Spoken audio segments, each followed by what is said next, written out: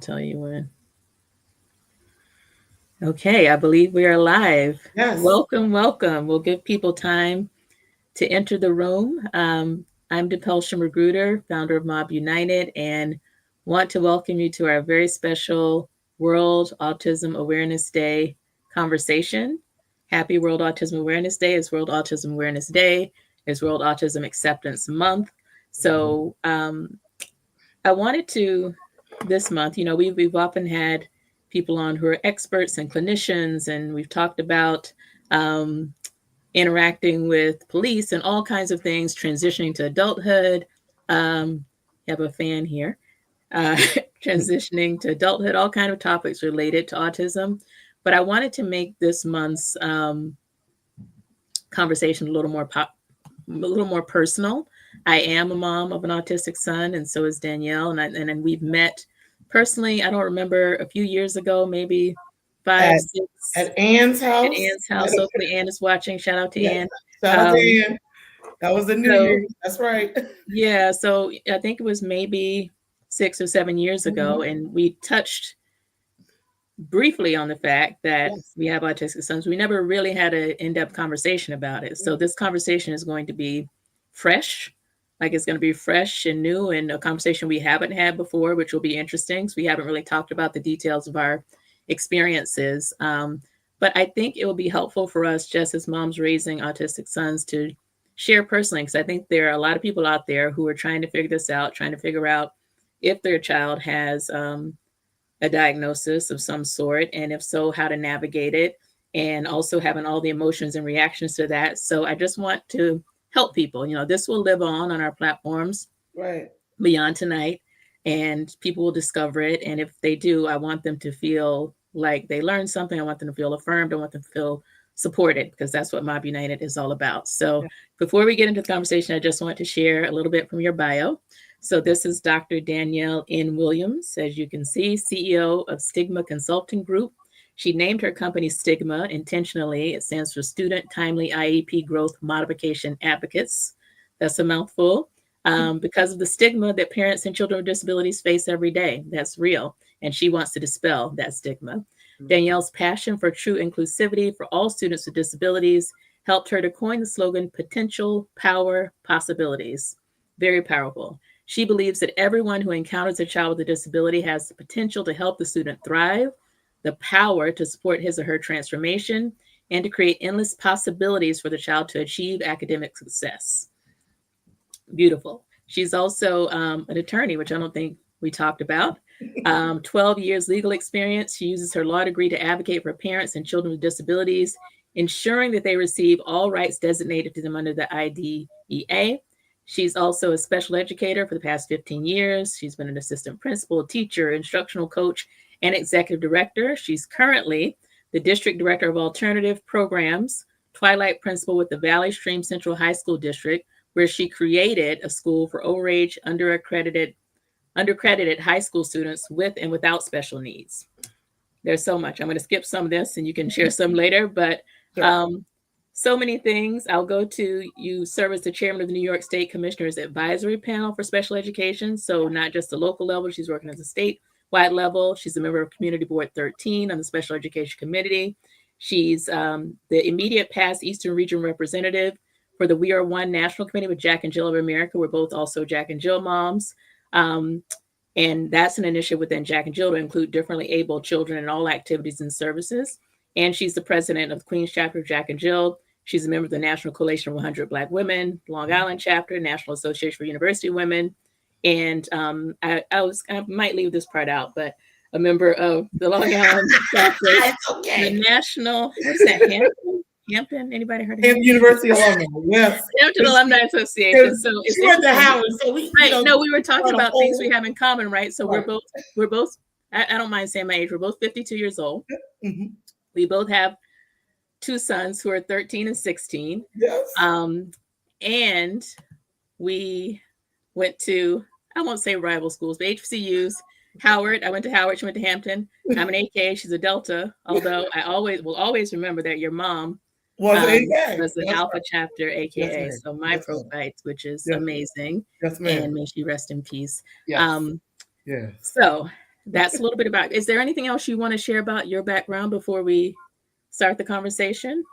I'm an advocate. I'm an advocate for our children. I'm an advocate for the greatness in them and the greatness in us. So this is just, I'm so happy that we finally get to have this conversation with each other, even though we've seen each other our paths across so many times.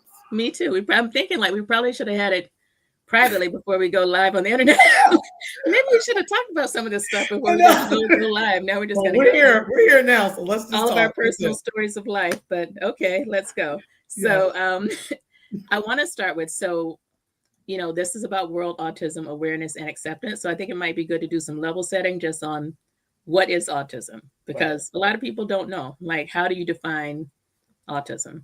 So it's not a thing. It's kind of like a characterized range of behaviors, developmental patterns. That's how I describe autism. And it is such a huge umbrella from top to bottom. The levels are so different in every individual, child or adult that has autism. There could be social communication interactions or repetitive behaviors and interests or cognitive and motor development issues that happen with a person with autism. But the range is so broad. And so sometimes we look at autism and say, oh, that person doesn't look autistic. It's not a look. At all. It's not a look. The first thing I want to say is it's not a look. Right. You won't be able to tell that way. You won't be able to tell that way. You can forget it. It is a lot of different things in combination that show that this person is autistic. And I think once we start with understanding what it is not, then we can talk about what it is and what we work with. Right. And they call it a spectrum, the autism spectrum, because the spectrum is so broad and there's so many different variations. So one quote I hear a lot is, if you know one person with autism, you know one person with autism. And that person may not look anything like the next person you know with autism, because if you go along the spectrum, the things you talked about, communication, social, repetitive behaviors, like along that spectrum, people will have, they might have a little bit of one and a lot of the other, and very little one, and be moderate across the board. So, it's often described in terms of level of functioning, low function and high function, but even that is a misnomer, because on what dimension are you talking about, right? And it depends on what test you take. There's some people with autism who are really well in one set and not in the other in this, and it's a balance. It's just like another person who is strong in one area and not strong in the other. And that's the same thing with autism as well. The other thing is it's not medical in the sense, like there's no blood tests you can take or brain scan. I remember I would say scammed into this program at NYU, where they had me take my son, my oldest son, who has autism. And they said they could tell me, like, they scanned his brain and his sleep patterns, like what caused autism. It was some kind of geneticist. And I took him, he stayed overnight in this lovely suite at NYU hospital, and they hooked up his brain and all these things. And absolutely nothing came of that, because it's not, you can't, like, there's maybe one day, maybe Robert F. Kennedy will figure it out. I'm not even going to go there. I'm not going there, but maybe he'll figure it out. But as of now, there's no way, to medically do it. So it's literally like a set of behavioral tests that they observe you and then diagnose. So, and it's on the rise. Like, the stats continue to increase. I think it's now 1 in 24 children, 1 in 45 adults. That's where we are right now. Yeah. So everyone knows someone with autism, whether you know it or not. And it's either diagnosed or not. Right. It's more prevalent in boys than girls. Like in all of my son's classes, it's almost always all boys. All boys, maybe one girl. So I don't know why that is, but that is the case. So now that we've kind of set the table, I would love for you to take a step back and tell me about your journey and, finding out that your son had autism. And I have to say, you were probably ahead of me, because you have been working in education for many years, right? Yeah. So you were a special educator already, which since 2004. I've been a special educator. Right. So tell me about that, like you as an educator and then having children and I guess knowing what to look for, but what was it like for you? I would love to admit to you that I was like, oh, I know exactly what my son was when he became autistic. No, I had no idea. I was a special educator in District 28. I was teaching students with disabilities on all ranges. Most of my students had learning disabilities at the time. I was 7th, 8th grade teacher. And then I had my oldest son in 2008.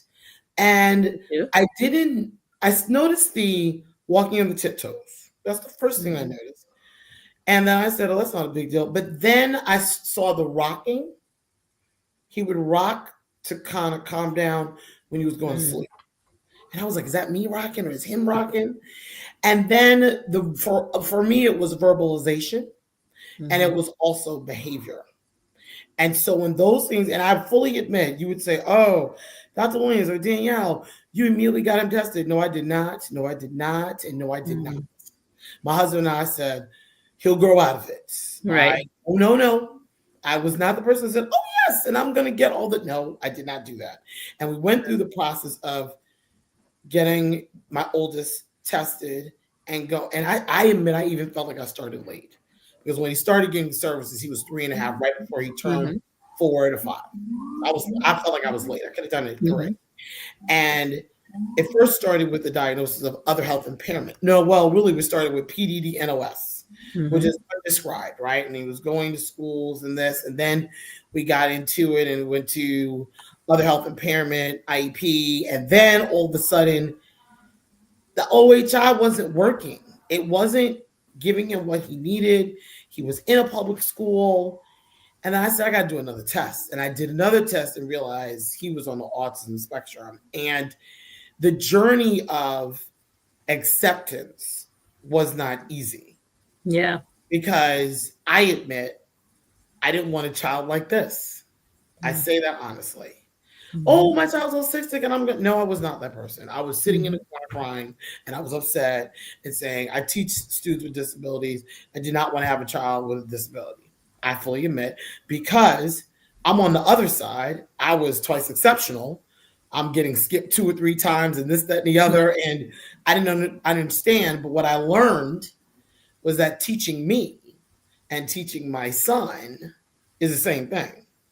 And so in that journey of acceptance and realizing, wiping off the tears and saying, I got to move, I learned more about being a better educator, not only for him, but for my students, using those strategies, using those things that I could use for him. And so once we got the IEP, that's when the lawyer came in and said, okay, it's time to read. I read a lot.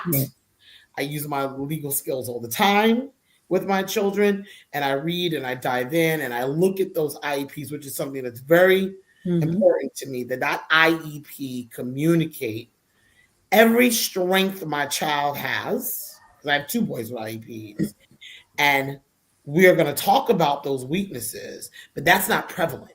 You're going to tell every great thing my child has done. And then you're going to talk about, okay, we need to work on these things. And when I used to take my IEPs, and I still do. So I want to stop you. I don't want to go too deep into the IEP land yet. Sure. I want to go back to your reaction. You know, I will just say, like, in my experience, I didn't really know. Like, I'm an only child. Me too. We have that in common. Oh my God. We're only children. Wow. So I'm an only child, and I didn't babysit. I didn't know anything about kids. So one thing I would just advise people in charge, like, you should give people like some experience with kids before they have kids, because I didn't even know what to look for. So now I have a baby. I bring the baby home. They tell you make sure the baby pees, poops, rolls over, like, we're good, right? So I didn't know, like, as he was developing, what to even look for, because I had not been around enough children of that age to know what was normal and not normal. So as my son was getting ready for preschool, which he started at age 2, by the time he was 2, he knew the ABCs, all the colors, the shapes. He could count to 1,000,000. He was reading signs at 18 months, riding down the street. I was like, we're good. Like, we are ready. Like, we are ready to crush preschool, right? So I really didn't have a clue. You know, in retrospect, I can share, like, there were signs, but I didn't know what to look for. So it wasn't until he got to preschool, he went to Montessori school in our neighborhood. I went to Montessori school too. I'm just going to keep saying all the things. Really? So after like 6 months, at 2.5, the preschool director like came to us and said that she noticed some things, that he wasn't, that his language wasn't developing naturally. So, you know, he was verbal, but not in a fluent way. And that is still the case for my son today. Like, he communicates in a little bit. Back then, it was more what they call echolalia. So he would repeat exact phrases, Got whether it. it's from a commercial, from a conversation. He would repeat exact phrases he'd heard before, but he would use them correctly in context.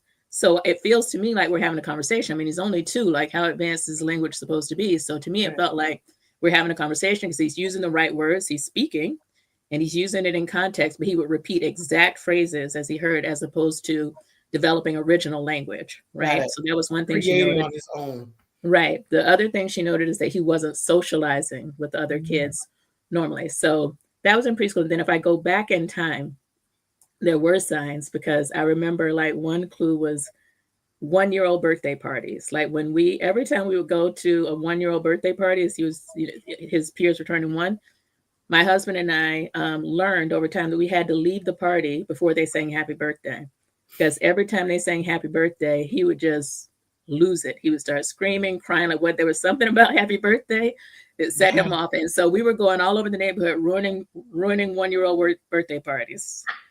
Like when we show up, your party's going to be ruined because this kid is going to scream as soon as they sing happy birthday to you. So we trained ourselves to manage our time, to be near the door once it was time to cut the cake, get the piece of cake and leave. And that just set off a pattern of like how we had to manage our lives in general, like of trying to manage our environment, which we'll talk about more later. But that was how I found out. And then we got the evaluation at Columbia Presbyterian, and you got the official diagnosis, same thing, PDD, NOS. And, like you, I didn't want this. Like, I'm an overachiever. I'm like, no. So I would say we spent like the first 3 years just trying to prove the diagnosis wrong. Like, this can't be right.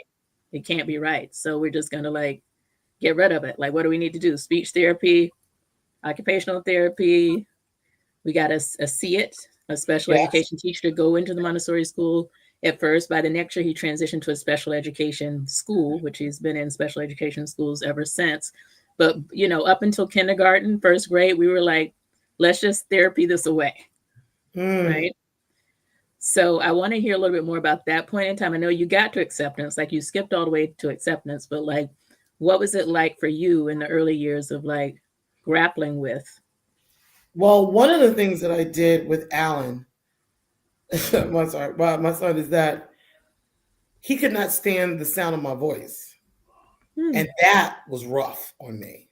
Because what am I going to do? I've had the same deep voice since I was 12. I can't change it. So I ended up doing, because he would scream every time I spoke. And I was like, I'm his mom. There's nothing. Right. Yeah, I have to talk to you. What am I going to do? It's like, I tried to change the pitch.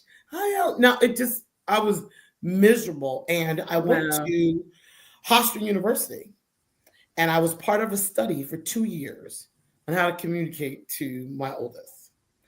And so I would go into a room with a headset on, and they would teach me and train me how to speak to him as we were playing. 2 years. It took me 1 year. This was a common thing they'd seen before, so they knew what to tell you to do? Yes. And what was it? It's a sensory issue with sound? It was a sensory issue with sound. My pitch kills my son. Right. I guess it was the happy birthday equivalent. I get louder and deeper, and it was a tinge, and that was it. Scream at the top of his lungs, on the floor, rolling back, done. And I was like, I don't know what to do. I was like, what am I going to do?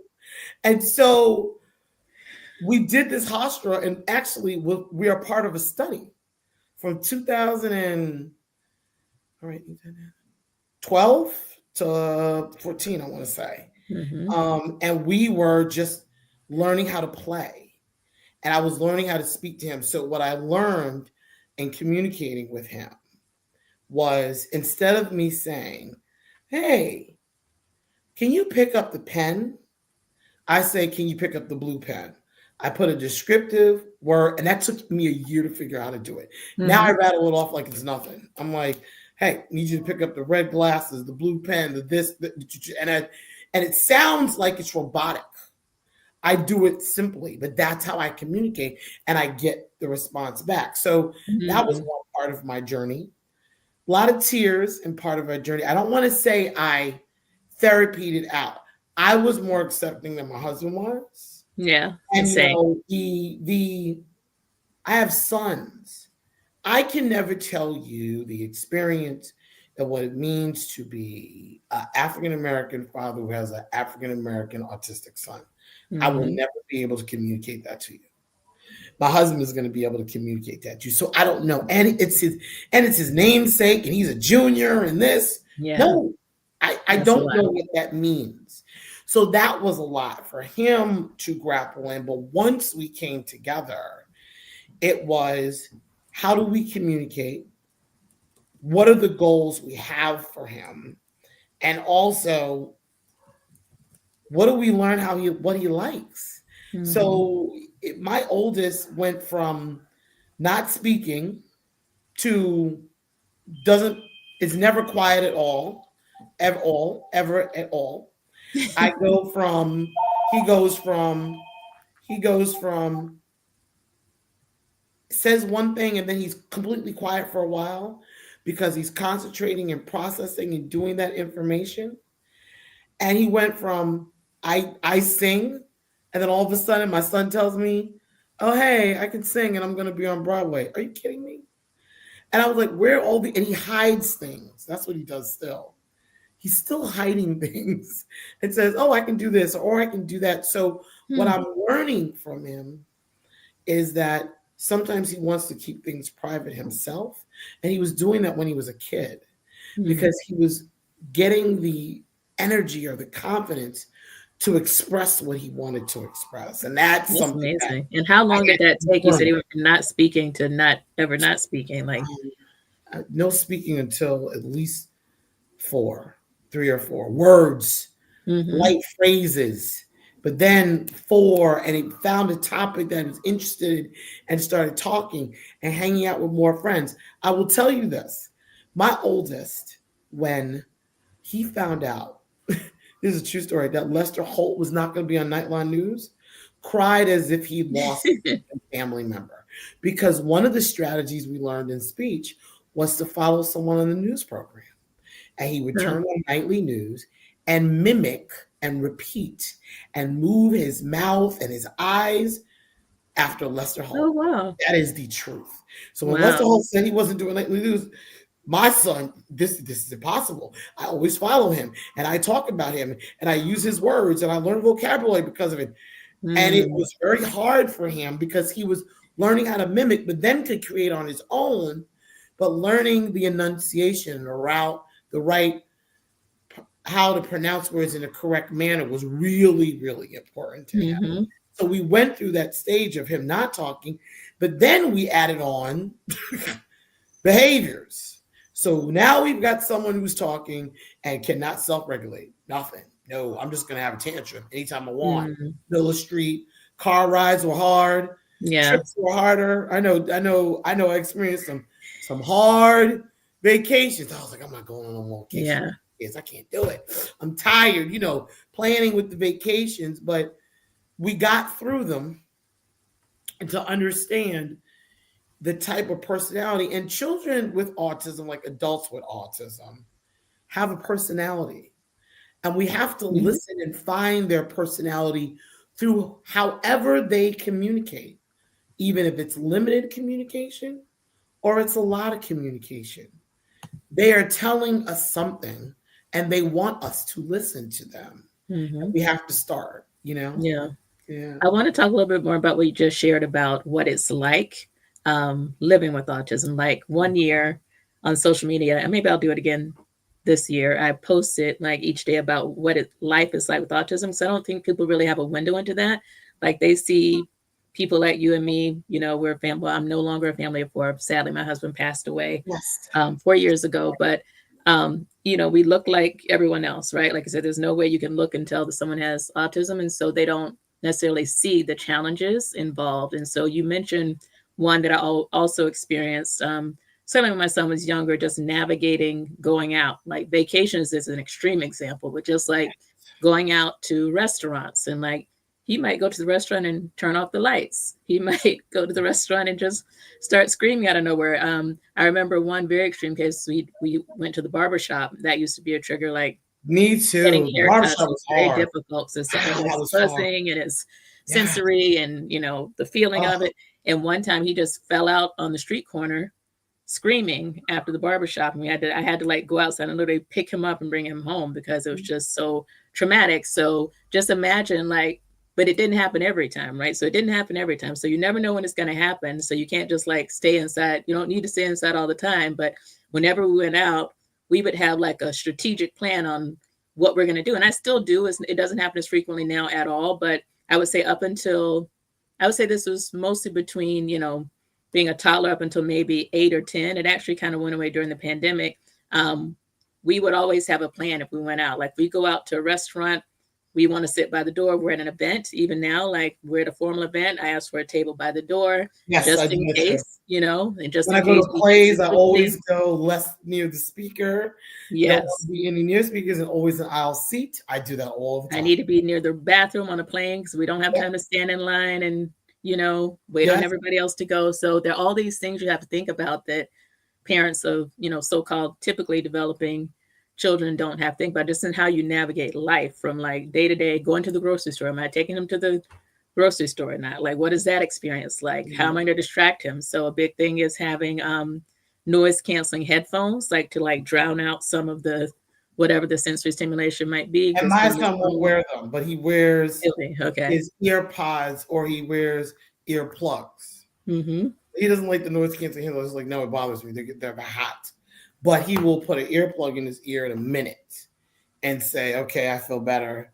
That's what it. And when we talk about the stimming.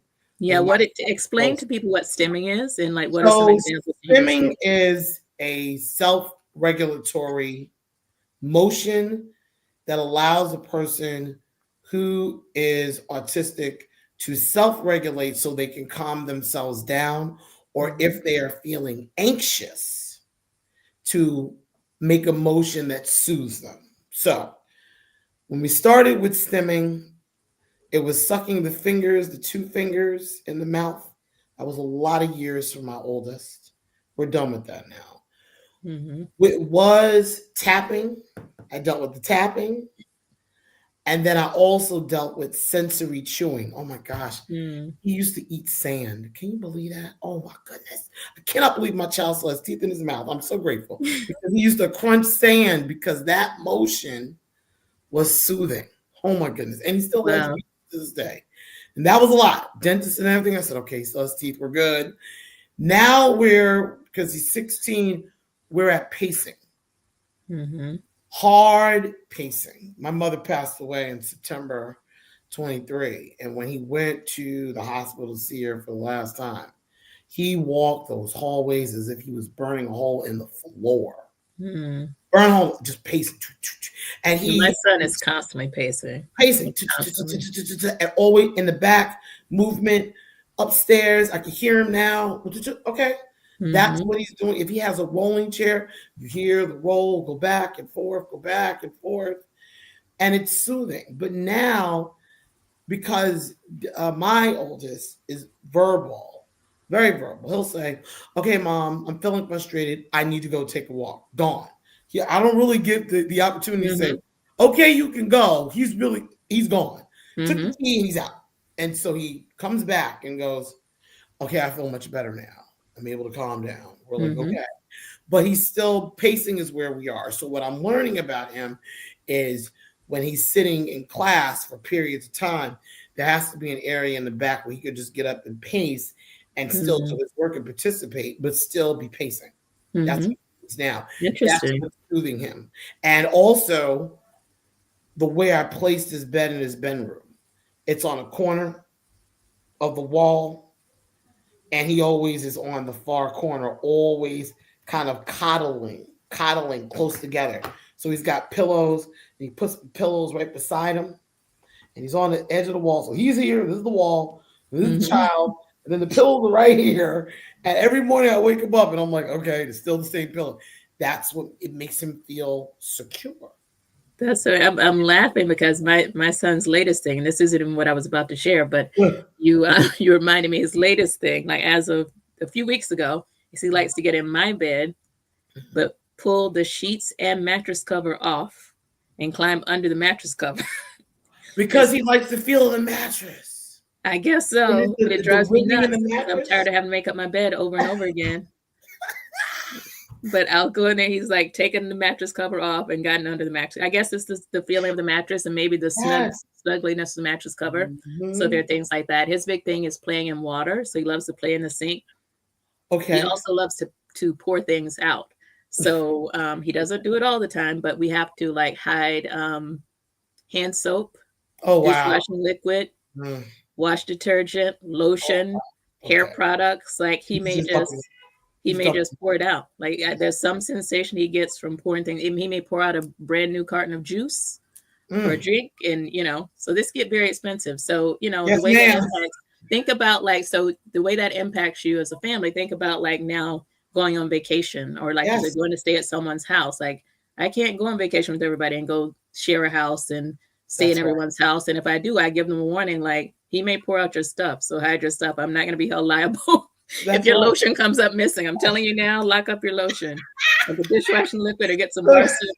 Yeah. oh my So. goodness. Right, right. And Mhm. I practiced a lot with my oldest going to friends' houses. That was a lot of practice. I'm lucky that there are a good number of people in my life that know my oldest and they know. Yeah. And when I was, as I always do, my children's IEPs, I used to give copies to people and say, look, I have to tell you everything so Hmm. you know everything. So what would you share with them? The front page of the IEP, management Okay. needs, and Oh, definitely management needs. And I would just say, look, this is where we are. This is what he can do now. This is where we are. This is what you've seen. And so it helps to have people who are there. But yeah, I used to do those warnings too. Can I really hang out with a family and share a house when I know my son's going to pace for yeah, hours, all like night. good Or pacing? his sleep patterns too. He may be up in the middle of the night, walking around, making noise. So my Not bad oldest noise. wakes He's up just at going to be 5:30. It laughing doesn't and matter. Yeah. Mhm. My oldest wakes up at 5:30. Doesn't Yeah, matter. Doesn't matter. Weekend, 5:30. Good morning, everyone. That's it. He's downstairs first where everybody else trying to sleep in. Not happening. And so that's his regimen. That's his what he's doing. That's his structure.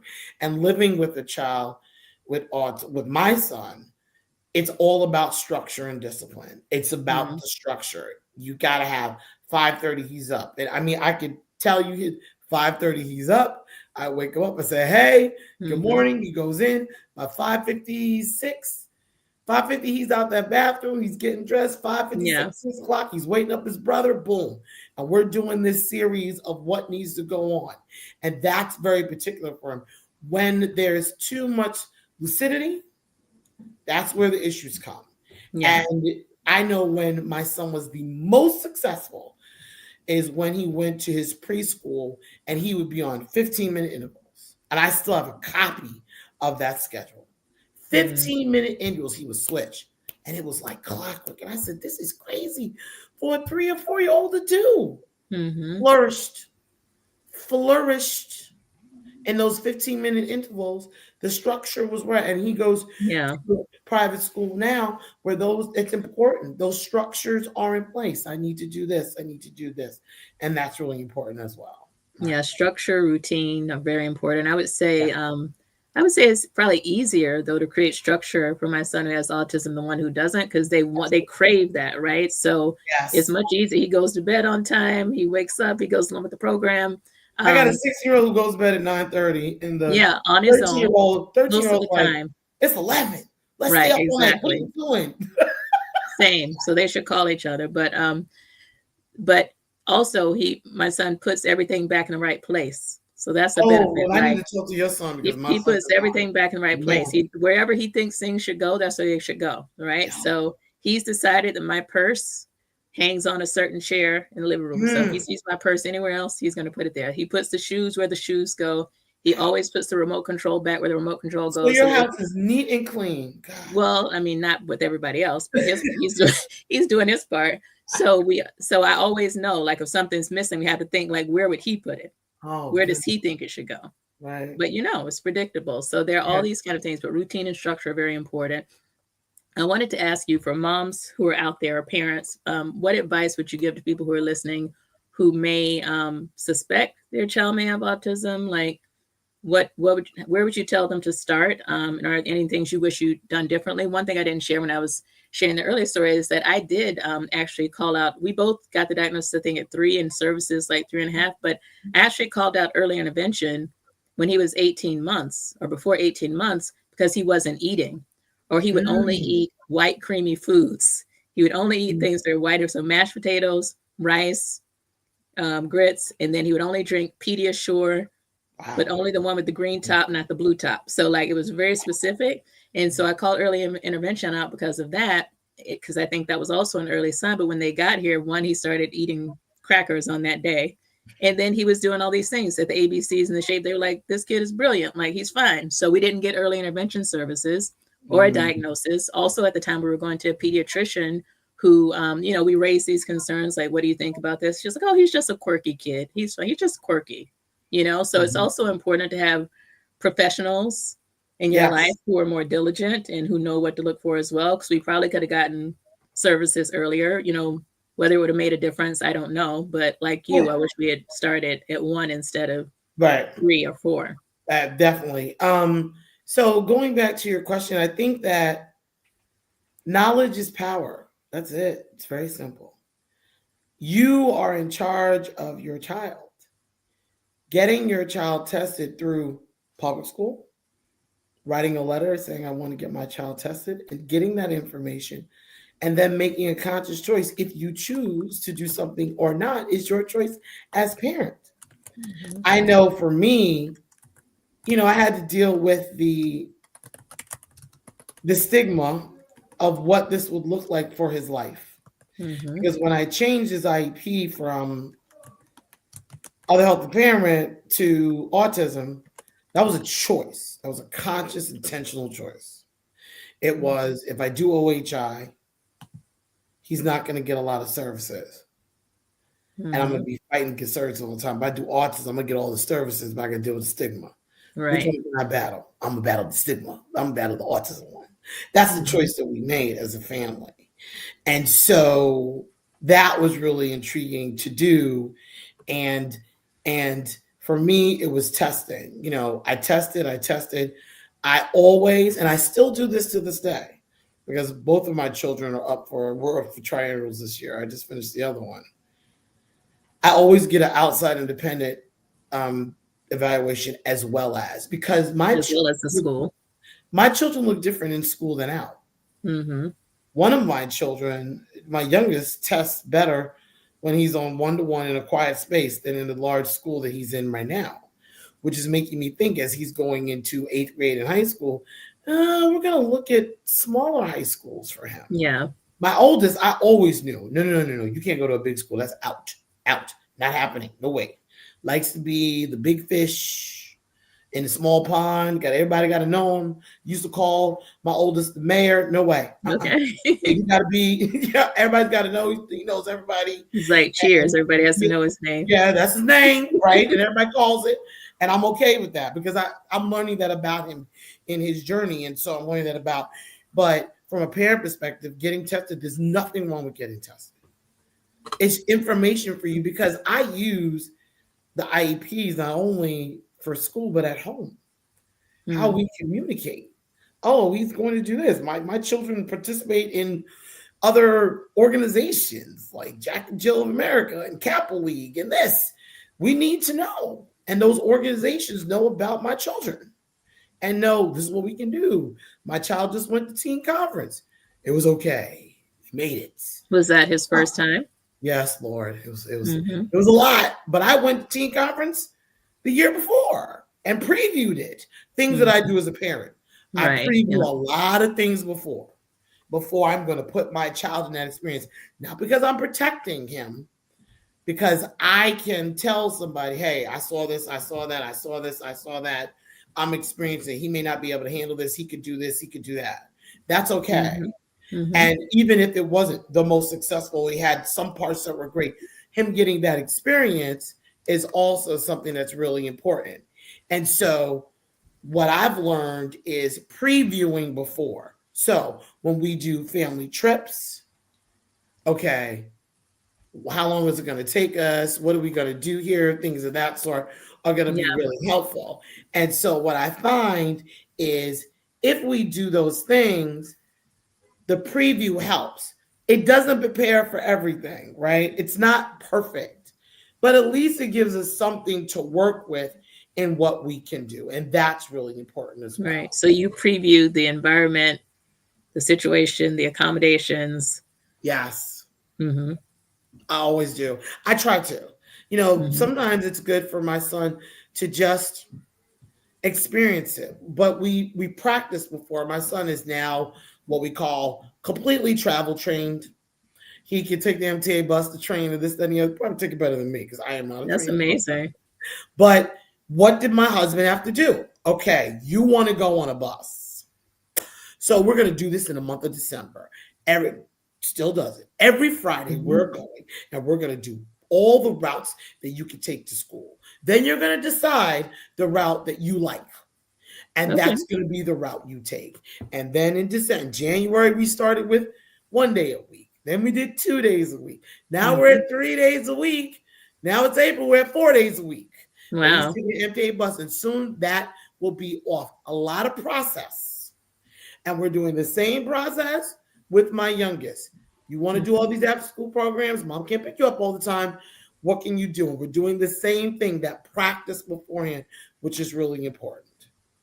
That's great. Yeah. So let's broaden a bit. Like we've been talking, to parents who may have children with autism, but for the broader audience and broader population, what do you want people who are unfamiliar with autism to know about it? And what do you think are some of the common misconceptions? Yeah, that's my son walking right by. I think the misconception is the lack of intelligence with people with autism. That's the first thing I want to dispel. They communicate. They talk to us. They may sign. They may say limited words. They communicate. We have to listen.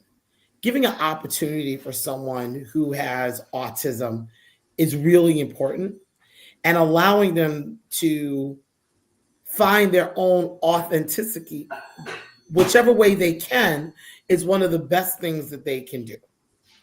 I think that some people say, and I know you probably experienced it with your son, oh, he doesn't look autistic. That's not going to happen. You're not going to see what's happening in the brain. There may be things that you are familiar with, but no. And so when you meet someone with autism, and you've said this before, if you met someone with autism, someone with autism, it doesn't mean they're less than you. That's the reason why I started S.T.I.G.M.A. Nothing less than you. I always say to people, no one can take the greatness away from my sons. No one. My responsibility as a special educator, my responsibility as mom, is to figure out how to communicate and pull out every piece of greatness from my children. That's my job. I got to figure it out. I was literally testing for 2 years at Hofstra University as part of a study to learn how to talk to my son because my voice scared him to death. Yeah. Wow. And I say to my parents all the time, what are you really willing to do? What are you willing to really do? Because that was tough for me. Yeah, that's tough. I haven't heard that before. I actually told somebody, I said, I thought I was going to have to get a throat transplant. I didn't even know what that meant. Like, what do you do? That's what I was like, I'm going to have to get a throat transplant and change my raspy, deep voice because my son is screaming. And I can't. My son's screaming. I got to talk to him. What am I going to do? And, the panic comes in as a parent.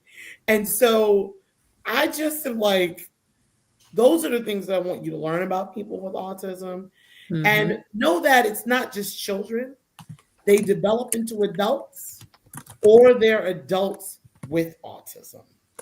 And there's some adults that are misdiagnosed or not even diagnosed, right? So for me, I just did, and I'll tell you this now, I just did my cognitive assessment because I was having some issues in the last year with focus, with attention, wasn't communicating well. And I'm considered a very high functioning person, do a lot of stuff, you know that. And I did my assessment on January 29th, and I just had my meeting with my doctor. And I am now a person who is on the autism spectrum. I am proud Wow. to say that.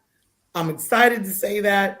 What my diagnosis is autism spectrum disorder without language or communication impairment. What does that mean?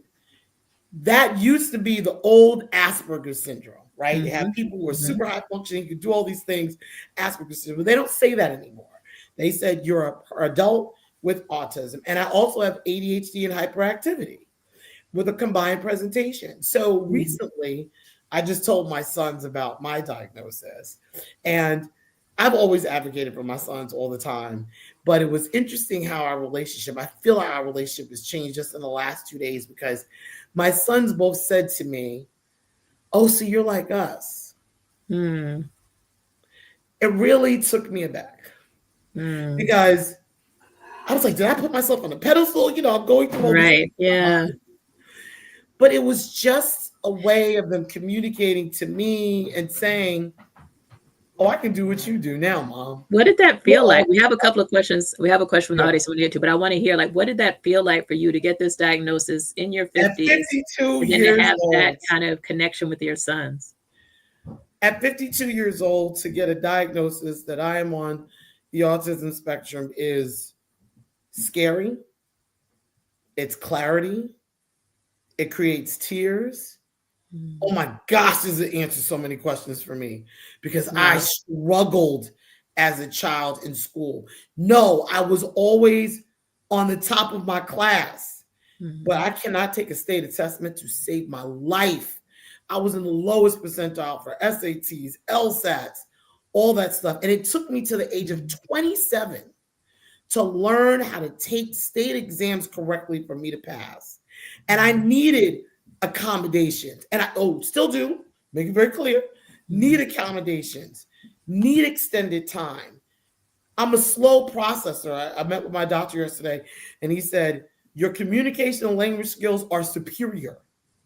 Your reading processing skills are low average. I have always said I was a low reader, not a low reader, but a low processor in terms of I'm a very slow reader, but I'm accurate. So when I did this exam, I did an exam that you had to do 38 questions in a certain time period. I failed because I did not finish in a time period. But once he gave me an extra 6 minutes and 47 seconds, I got 37 out of 38 right.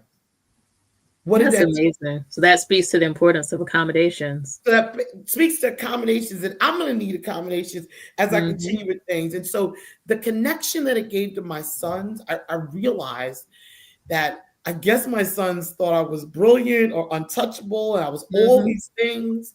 And by me telling them, well, guess what? And that's what I said to them. I said, boys, guess what? Mommy got a diagnosis. They're like, what? I said, well, I'm on the autism spectrum. They were like, really? Oh, we knew that because you do this and that and the other. The joke started coming. They were going in. And then I said, well, I have ADHD and hyperactivity. Oh, yeah, Ma, you know how you get when you start cleaning and da-da-da. And they were going in. But it also connected me to, they were like, we can do what you do. It also made us connect better and say, now my oldest is proud to be autistic, and maybe he wasn't.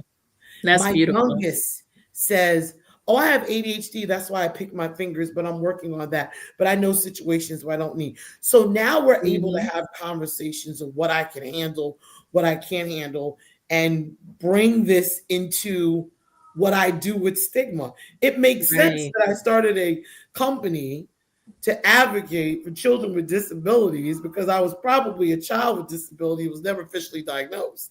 And now diagnosed at 52 That is full years circle. old, now I know exactly how to, I've always known how to help children with disabilities. I always did. I could create a program. I've created all these programs in the city and in Long Island. I've done all this stuff, and I've always just been able to do it. And my doctor said to me, how amazing is your journey now, that all those nuances and how you work through so many things that you never had a diagnosis. Now you can take those experiences and use it to somebody else. But it's brought my sons and I together that we can laugh at it, we can joke about it, and now we can also communicate and say, no, we can't do that. Yeah, we can do this. Or, Mom, you're a little too loud. You're hyperactive. What's going on? You got to slow it down. You're scaring me. And that brings us closer together. That's amazing. Thank you so much for sharing that. Thank you. So we have a couple of questions. I don't know if you can see the screen. Can you? I see one from Dr. Kolachek. Yeah. How have your personal experience shaped your perspective on inclusion and support for students with disability should look like? So I think what my personal experiences have shown me, Dr. Chris, or I'm going to say Dr. K, is that there is no excuse for exclusivity. Inclusion is a requirement. Everyone needs to be included. To be honest, everyone has something. I just revealed what I have today. Yeah. And so we've got to diagnosing people all the time out in the world. We've got to figure out in every part of the way we work and how we communicate, the strategies that I use within myself, the children, the students that I teach or work with are not just used for children, they're used for adults. These modalities can be used in corporations. People learn differently. They work differently. There's a reason why people with autism do really well in technology, and they can sit and they can go for hours on end and get that minutia of the details. And I think that has helped me a lot in what we're doing with students with disabilities and inclusion. It's not something that we should think is a requirement. It's just part of the way they learn. Every child deserves an opportunity to be with every different child and learn every different experience, neurodivergent or not. And how do you, he has another question that I'm going to share before we get to that. What can we do to make that reality? Like in terms of broader acceptance. So we've been on our journey of acceptance, right? Yeah. But for the broader world who are unfamiliar with autism, if you go out in public, you get straight. If your child is doing something like the pacing or random noises, we felt uncomfortable in church when my son was younger. He was kicking the chair, and like, people don't have a lot of tolerance for difference. They don't have a lot of tolerance for strange noises and pacing back and forth and not sitting still and not complying with, how you're supposed to act in certain settings. Like what can we do about that to like increase acceptance? I would say we felt the most acceptance. Actually, I mentioned that we went on this long flight and we went nonstop to Ghana. That was my son's first international flight all the way to Africa. Let's just go all in and fly to Africa. and it was like so different. That was the place that we felt the most acceptance. And I realized how restrictive and unwelcoming we are in America, because there people were just like, whatever, I remember we went on this tour actually to Cape Coast and to the Slave River, where like literally our ancestors, their final stop, their final bath before going to be taken away in slavery. And while we were there, our guide, like my son was running around and he's explaining these very deep, painful things. And my son is making noise and not being still. And we were trying to like say, be quiet, this is serious. Like, don't sit still. And he was like, let him be. He just kept saying it over. Let him be. Let him be. That's exactly what I was going to say. Let him be. Let him be. But in this country, we don't just let people be. We don't. We what look, can we do about that? We do this. Right. And what I've learned is, I'll be honest with you, I've learned to say, allow them. I've had to pull myself back. Luckily, I have people in my life who say, Danny, let him go. Let him go. Let him go. Stop. Don't hold. Don't grasp. And I think that, the United States can be very perceptive. Everything about the look, everything about this. We don't accept differences often. I think I'm a walking difference. I'm a African-American bald woman, and people used to always say to me, why did you choose to do that with your hair? I was like, are you kidding me? I didn't choose to do this with my hair. My hair is on my son's. Look at that. I kind of think I lost my hair. Or we just make those, we always look at everything instead of diving deep. And I think our process of acceptance is explanation. My sons have been very open about who they are and what they can handle. And I am teaching them how to express, hey, express that you cannot do this or you can do this, or I'm confused. I don't understand you. Can you repeat? Can you draw it out for me? Can you slow down? Can you do it step by step? How do we communicate? But also, to be honest with you, we have to just continue to verbalize inclusivity. We have to verbalize what autism is and what it's not. I mean, somebody is going to be on this podcast and go, Danielle, are you kidding me? I'm like, no, I know, I just found out. Yeah. No, so I guarantee you, my phone's about Mob to blow United's up. breaking news Right? over here. They're gonna be like, ding, ding, ding, ding, ding. Like, are you joking? Did you just tell us this today? Because I just found out. And now I'm having to. Well, I'm honored. I'm honored that you chose to share that on this platform. So thank you. I appreciate you making me feel comfortable to do so. But now I have to start thinking about myself as a 52-year-old woman, mother, who is on the autism spectrum, who also has an autistic son. How was I able to do that? Right? And I'm married and I have another son who's ADHD. How am I able to do that? Because there's something in me, but there are other things in me that I work on. And I think that my authenticity is what's helped me to get through, to be honest with you, to not be embarrassed.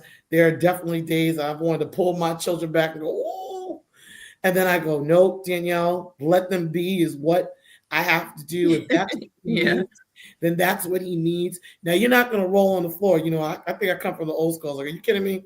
My mother in heaven would be like, are you kidding me? That child's got to get up. Right. Not at this stage, if 4 or 5, but like, but you can't be rolling on the floor. Right. But there are times where the child just has to move. There's a child. One of the things I tell my teachers all the time is this. What would it kill you if the child isn't sitting behind a seat, but they're still participating? Right. What if a child is not sitting straight up with their hands crossed and their feet flat on the floor? There are children who do not like to sit like that. Yeah, there are a lot of tools. They have the bean bags or the sensory chairs. And they're sitting there. In addition to there are typical children who rather sit Indian style in a chair. Are they paying attention to you, educator? Are they still doing your work? Are they raising your hand? I used to have kids who would pace in the back. That's why I'm used to the pacing and the noise. And I finally just said, oh, forget it. I had to adjust. The adults. The adult always has to adjust. It's not the child. Let child go. Let child be.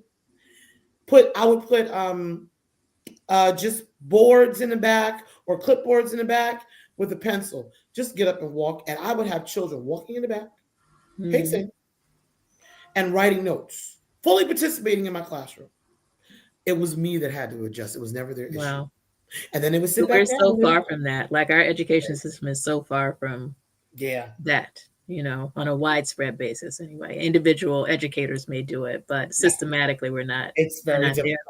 Yeah. So we have another question from Dr. K and Deandra. Okay. On an IEP, what is some language you would like to see when it comes to describing the glows of your child? First sentence. This child is strong in these areas. First sentence on the IEP. You do your Fontes of Pinnell, whatever you want to do. And the next, after the testing, you start with, these are all the wonderful things that the child can do. Their strengths are in this area, this area, this area. They can do this. And I like to break it down academically, socially, and emotionally. Academically, they're strong in this. Socially, they do great with this, eye contact, verbalization. Emotionally, they know how to regulate their emotions, or when they're upset, they can walk away in this. Then we do the areas of improvement. I do not like to say weakness. I say areas of improvement, areas of correction. Okay. That's what I like to use. And I like to very specifically in an IEP break it down by English, math, social science. And the management needs, I also do management needs definitely on an IEP, academic, social, and emotional. And yes, it can be done on an IEP where you can put academic and underneath you could do it. You can do it. I've seen it before. Okay. And I also like to see end dates. Sometimes we keep things on the IEP too long. When I started with both of my sons, my first kindergarten IEP with both of my children, my team, and it was a big team at the time, I said to them, so how is this IEP teaching them What is this IEP going to teach the next teacher so they're on their pathway to college? Because if they don't understand what's going on, then that's a problem. I need this document to be a solid document of information so I can express what I need to do for my children as I give them experiences. And that's something sometimes we fall short of in the quality of the IEP. Sometimes they like to cut and paste. No, you're going to individualize. And I always say, as an administrator, the day that I look at the front page of an IEP and I don't look at the name and I only look at the number, you will see that Dr. Danielle Williams is going to retire. I will retire immediately because I always look at the child's name first. And I always say, hey, let me speak to your child and may I ask your child questions. And I always encourage my parents from grade 3 on, bring your child into the meeting, even if it's for 5 minutes, to discuss something that's important to them. Mm-hmm.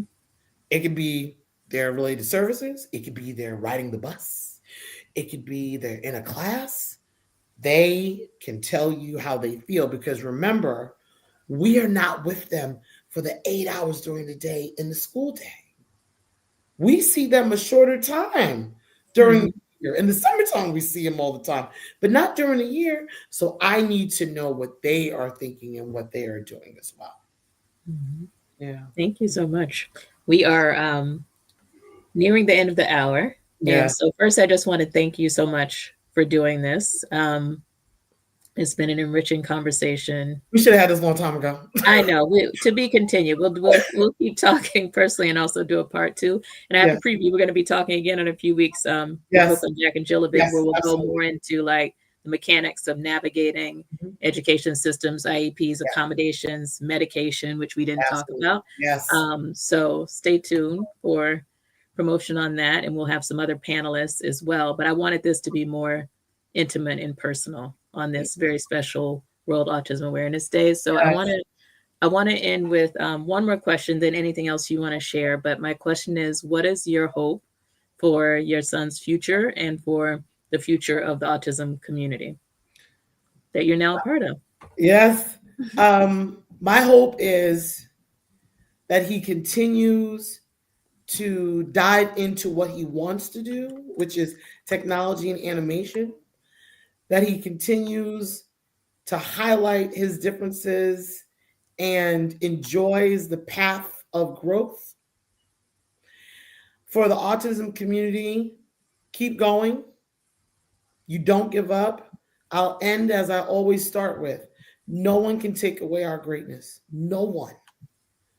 We've got to keep pushing.